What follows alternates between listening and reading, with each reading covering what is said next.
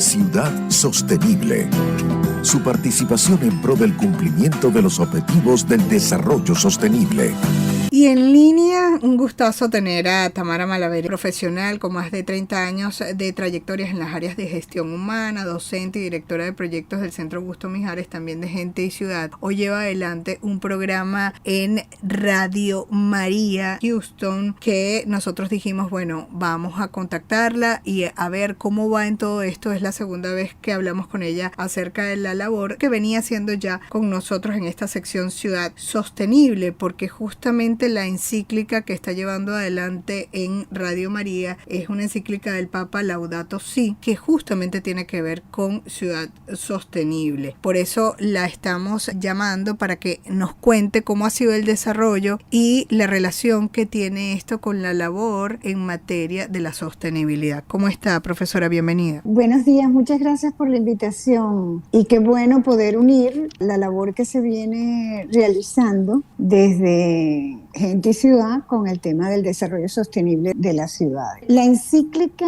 Laudato Si fue dictada por el Papa Francisco en abril del 2015. Ese mismo año surge la Agenda 2030, para que no sea en septiembre. Es decir, que desde el punto de vista de la línea de tiempo, digamos que se difundió primero una y otra. Pero ¿qué es una encíclica? Una encíclica papal es un documento para todos los fieles católicos, no solamente para los que ejercen el ministerio, los sacerdotes, sino para todos los creyentes. Y Laudato Si es la encíclica de la Iglesia, pero que recoge una labor que viene haciendo la Iglesia desde 1971. De hecho, en los primeros párrafos de la encíclica se relaciona con todo lo que se hizo anteriormente. Entonces, dicho esto de lo que es la encíclica, esta encíclica fue animada por el espíritu de San Francisco de Asís, que como ustedes saben, es el santo patrono de los que promovemos la ecología, y en el caso de la encíclica Laudato Si orienta este planteamiento y el énfasis es sobre las raíces espirituales. Y nos plantea que si no nos acercamos a la naturaleza y al ambiente sin esta apertura desde lo espiritual y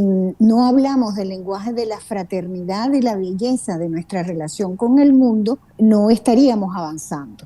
Él en la encíclica hace un llamado a todas las personas a un nuevo diálogo sobre el modo como estamos construyendo el futuro del planeta. En el capítulo 1 se hace referencia al problema del clima. El clima se considera un bien común de todos y para todos, y que hay un consenso científico que indica que nos encontramos ante un preocupante calentamiento global. De hecho, este año hubo unos picos que no se veían en ese tema. También subraya las dimensiones no son solo ambientales, la encíclica hace énfasis en lo social. Por eso es que para el Papa la crisis no solo es ambiental, sino que es social y une los dos términos y habla de crisis ecosocial, es decir, y está metida la economía, lo social, lo ambiental, que no se pueden desvincular. Que son los pilares del desarrollo sostenible. Completamente,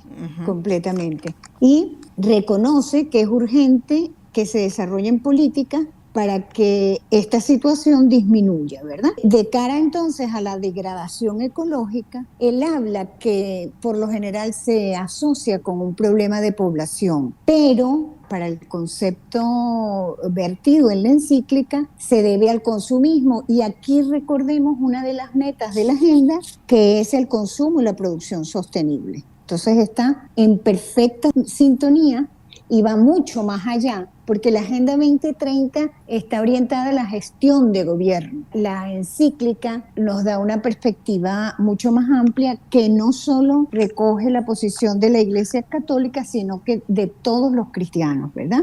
Llama a la atención sobre la debilidad de la reacción de política internacional, y él plantea que hay intereses particulares que por lo general hace que prevalezca el interés económico. En el capítulo 2, él vincula el tema de nuestras creencias con un cambio en nosotros a partir de la espiritualidad, porque se concibe el universo como una creación de Dios y el hombre es parte de ese universo junto con la parte física, la biodiversidad, los animales, las plantas. Por eso es que la vida de San Francisco de Asís es la gran inspiración de esta encíclica. Dice que todos los seres humanos son creados únicos y llamados a ejercer un gobierno responsable sobre la creación. Entonces allí es interesante ver hace un llamado al individuo como tal, que más Claro, que la Agenda 2030 va desde fundamental. gobierno hacia la gente, ¿no? Es desde la gente, Exacto. desde el individuo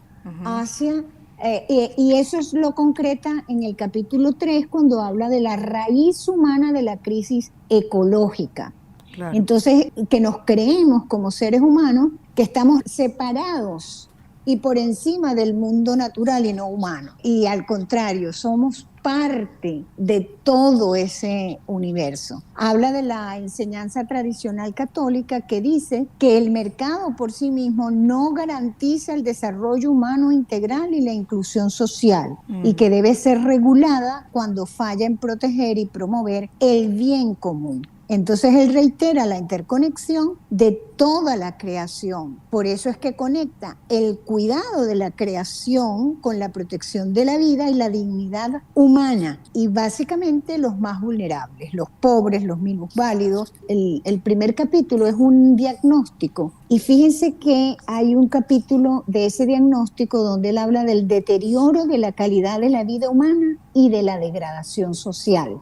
Entonces, cuando en la encíclica se analiza el problema ambiental, se incluye como una dimensión el deterioro de la calidad de vida humana y la degradación social. Por ejemplo, habla del crecimiento desmedido y desordenado de muchas ciudades que se han hecho insalubres para vivir debido no solo a la contaminación originada por las emisiones tóxicas, sino por el caos urbano, por los problemas de transporte, la contaminación visual y tóxica. Muchas ciudades son grandes estructuras ineficientes que gastan energía y agua en exceso. Hay barrios que, aunque hayan sido construidos recientemente, están congestionados y desordenados, sin espacios verdes suficientes. No es propio de habitantes de este planeta vivir cada vez más inundados de cemento, asfalto, vidrio y metal, privados del contacto físico con la naturaleza. Entonces, en esta sección, cuando habla de la crisis, se vincula directamente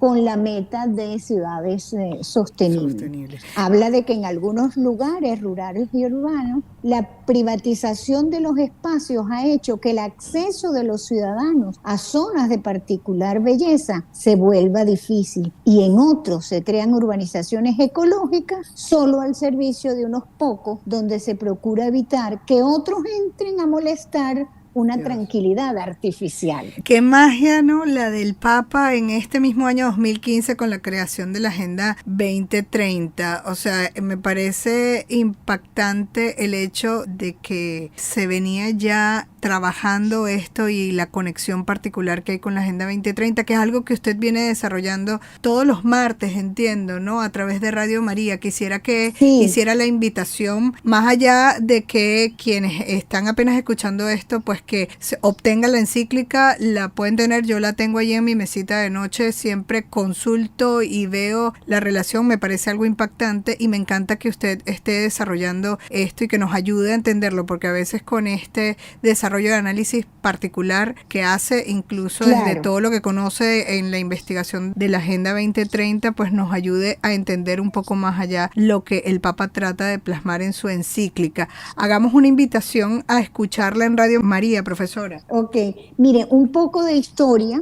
Yo llego a la encíclica Laudato Si, como bien dices tú, desde mis investigaciones, desde el año 2019 de la Agenda 2030. La agenda definitivamente es unos lineamientos para la gestión gubernamental, planteando el concurso de todos los actores sociales, por eso el objetivo 17 de las alianzas. Revisando toda esta información, me ubiqué en Perú, donde la Laudato Si ha sido desarrollada como instrumento de acción para los indígenas defender sus espacios de la intervención de las empresas petroleras. Entonces, a partir de allí empecé a conectarme, pero desde el punto de vista de los tiempos y la tesis no me lo permitía desviarme hacia allá. Entonces la aparqué porque también en 2019 el Papa Francisco lanza un pacto global por la educación. Aparqué esa información y hacia el año 2022 el párroco de la iglesia donde voy, conociendo mi preocupación por el tema, me invitó a que me certificara como animadora Laudato Si. Eso lo logré cerrar en el año 2022, en junio. Me hice animadora Laudato Si, es decir, que me certifiqué para poder trabajar la agenda. A partir de allí, en el mes de agosto, el padre me permitió hacer un grupo para hacer un taller y logramos que la coordinadora de la parte de español viniera a Texas junto con otra persona de California y se hizo entonces un grupo de animadores Laudato Si para esa parroquia. Con posterioridad a eso, el padre párroco lo mueven y entonces allí se me dificultaba un poco, total que seguí insistiendo de cómo ahora difundir. Me enteré que existía una radio que es Radio María, que tiene una historia bellísima en este país porque Radio María en español era el único medio de comunicación en español para la gente de la comunidad latina. Entonces se creó en 1987 en Italia. Radio María vive solo de donaciones, no recibe publicidad, no recibe aportes de Cáritas, por ejemplo la de aquí. Entiendo que en otras partes del mundo, porque está extendida por todo el mundo Radio María. En el caso de esta radio aquí en Houston, se accede a través de la página web. También se accede con unos radiecitos, como esos radios de antes, que muchos señores mayores la compran, vale $50 y ellos sintonizan por ahí Radio María. Sí. Radio María se conecta con todas las que se conecta con Radio María en Chicago, en Miami, en Nueva York y creo que en Boston, ahorita no recuerdo bien, pero se conecta con las radios hispanas. Somos poquitos versus la parte de inglés que es mayoritaria, claro. Pues. Y ellos sí tienen señal abierta. Ya, y el horario en específico, bueno, hora de Houston, tenemos entonces, 2 horas de diferencia, ¿no? Sí, entonces, bueno, esas gestiones de ir, de presentar un proyecto, tuve que presentar un proyecto para que se me aprobara, me dieron cuál era el lineamiento editorial de la radio, y bueno, estoy allí desde mayo.